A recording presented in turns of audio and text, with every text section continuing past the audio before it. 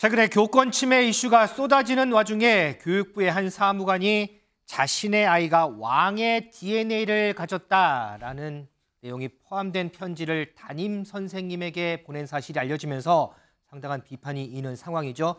오늘 앵커의 픽에서는 이 얘기 좀 해보겠습니다. 허준 변호사, 이 얘기는 많은 분들이 다 알고 계실 거예요. 한 시민단체가 이 사무관 결국 고발을 했더라고요.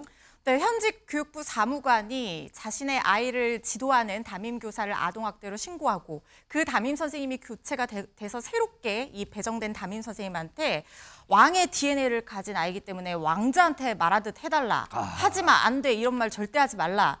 아이들과 갈등이 생겼을 때는 철저히 편들어달라. 이런 내용의 무슨 훈요 10조처럼 저렇게 맞아요. 내용을 담은 이 편지를 써서 굉장히 논란이 됐는데요. 네. 교육부가 이걸 인지하고 있었음에도 불구하고 구두 경고를 하는데 그쳤다는 얘기도 나오고 있고, 또 오늘 나온 보도에 따르면 이 교육부 사무관이 담임 선생님뿐만 아니라 교감한테도 이 담임 선생님한테 시켜서 아이들의 어떤 행동 변화를 매일매일 기록하고 체크해서 보내달라, 이런 갑질을 했다는 의혹까지 나왔거든요. 네. 그래서 말씀하신 것처럼 시민단체에서 이 교사를 직권남용 등 혐의로 고발한 상황입니다. 허준 변호사는 짧게 이 편지 내용 지금 소개해 주셨는데 개인적으로는 어떻게 좀 보세요, 이 편지 내용? 상당히 부적절하다고 생각을 하죠. 이게 그 학부모들이 요즘에 아이를 한 명, 두 명 낳으니까 다 자기 자식은 귀엽고 소중하고 그렇지 않습니까?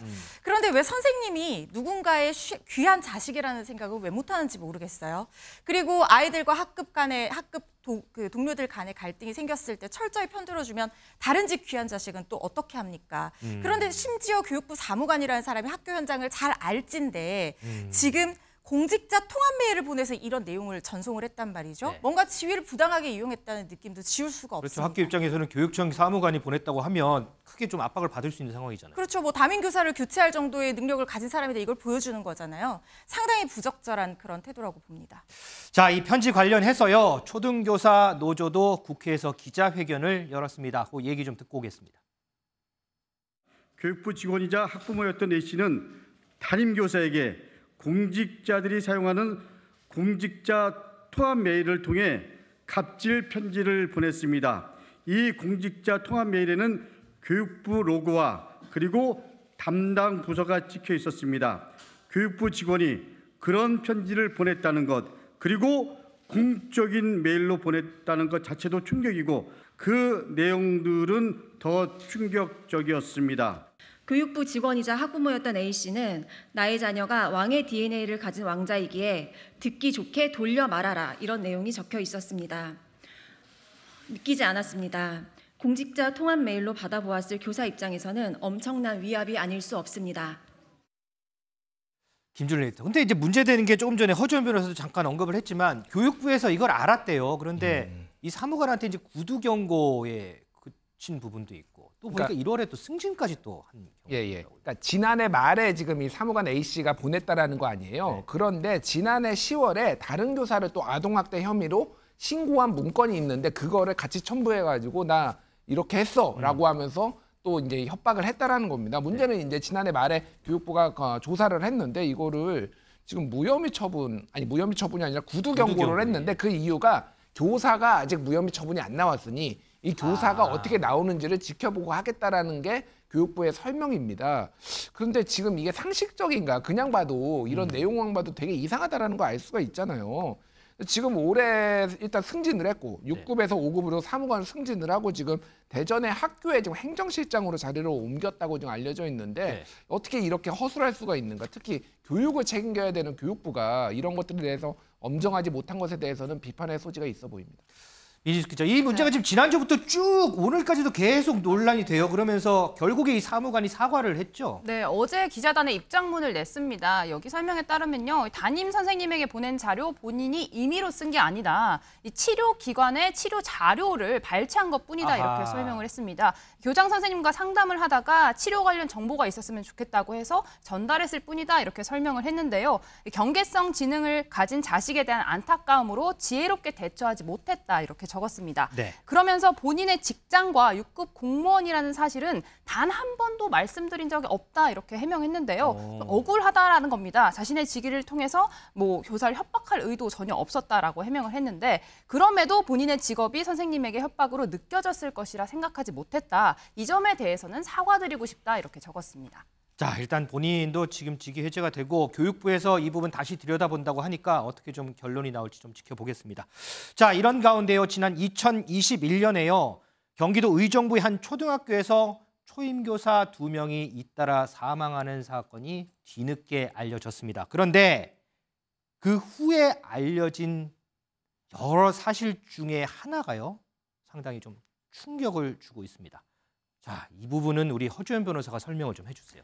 네, 25 초임 교사가 극단적인 선택으로 세상을 등지게 됐는데요. 너무나 충격적입니다. 2021년 12월 8일에 이 이모 교사인데 이 교사가 사망한 직후예요. 근데 이 교사의 휴대전화에는 5학년 4반 장기결석 학생의 어머니에게서 감기로 조퇴한다 이런 문자 메시지와 함께 부재중 전화 2통이 걸려와 있었습니다. 네. 근데 이 전화의 주인은 지금 이미 극단적 선택으로 사망을 하고 난 이유니까 답장을 보낼 수가 없잖아요. 그렇죠, 그렇죠. 그랬더니 학부모가 다음 날 교무실을 쫓아와서 이 선생님을 찾은 겁니다. 네. 동료 교사가 이 선생님이 돌아가셨다 하니까 아이고. 거짓말하지 말라라고 하면서 난동을 아이고. 부리다가요. 직접 확인하겠다는 이유로 심지어 이 선생님의 장례식장까지 찾아갔어요. 찾아가서 계속 서 있었다는 거, 지켜봤다는 거예요. 그래서 유족들이 오래 서 계셨는데 들어오시라라고 하니까 이 학부모가 하는 얘기가 인사하러 온 게 아니다라고 하면서 끝끝내 조문은 하지 않았다고 하고요. 방명록 작성하고 가시라 하니까 그걸로 또 실랑이를 벌였다고 하고요. 참지 못한 유족이 남의 장례식장이 당신의 놀이터냐라면서 흐느꼈다고 합니다. 아이고. 그랬더니 저한테 화내시는 거냐, 제가 못 올 때를 왔냐 이렇게 쏘아붙였다고 하는데요. 제가 교권보호위원회 위원으로 활동을 하고 있는데 이런 사례는 정말 듣도 보도 못했습니다. 처음 보셨어요? 네, 이전 사례도 충격적이었지만 저는 이 사례가 더 충격적인 게요. 이 자신의 아이를 가르치는 선생님이 극단적인 선택을 했어요. 그게 원인이 본인인지 아닌지는 몰랐을 수 있지만 그런데 그 장례식장에 찾아가서 이렇게까지 난동을 부리는 거는 이거는 인간적인 기본적인 도리가 아니지 않습니까? 선생님들은요. 이런 학부모가 반에 한 명이라도 있으면요. 다른 아이들한테 써야 될 에너지를 다 그 사람한테 쓰게 돼요. 너무나 충격적이고 이거는 자녀를 둔 부모로서 해야 될 행동이 아니라는 생각이 듭니다. 이종호 시장님. 네. 진짜 사망한 거 맞느냐 확인하러 장례식장에까지 갔답니다. 이 사실 보도되고요.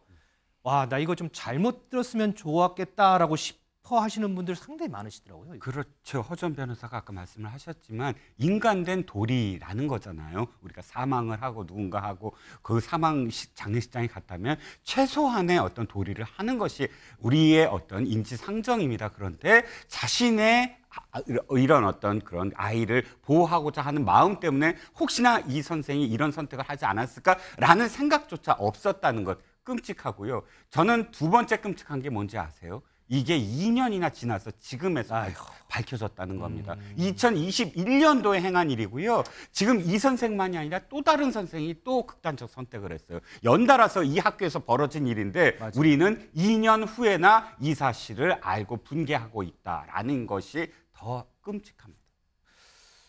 김준호 에디터는 짧게 이번 사안 어떻게 좀 보세요? 뭐 학부형이시고 하시니까.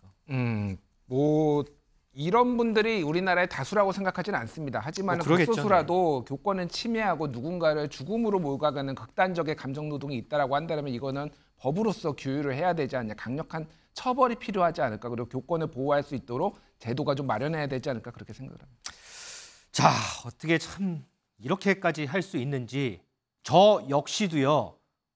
허주연 변호사가 설명해준 이 보도, 이 내용 잘못 들었으면 싶고 싶은 그런 마음이 좀 많이 듭니다.